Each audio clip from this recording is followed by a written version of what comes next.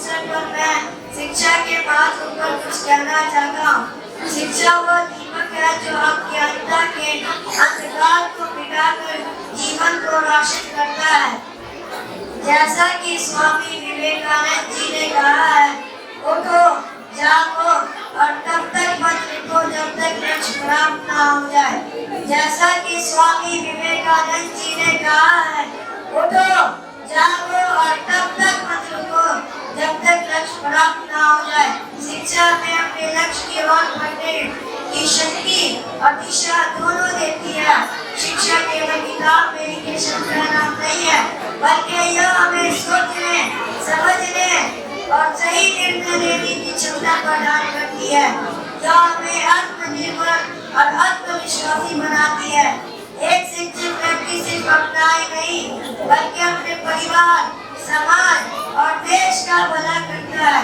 Doctor APJ Abdul Kalam जी जो देश के महान वैज्ञानिक हैं, उन्होंने कहा था, शिक्षा एक ऐसी शक्तिशाली हथियार है जिसका उपयोग हम दुनिया को बदलने के लिए कर सकते हैं। डॉक्टर एपीजे अब्दुल कलाम जी जो देश के महान वैज्ञानिक हैं, उन्होंने कहा था, शिक्षा एक ऐसी शक्तिशाली हथियार है जिसका उपयोग हम दुनिया को बदलने के लिए कर सकते हैं। वास्तव में शिक्षा से ही समाज में सकारात्मक परिवर्तन आते हैं। अगर शिक्षा ना हो तो जीवन कठिन हो जाता है।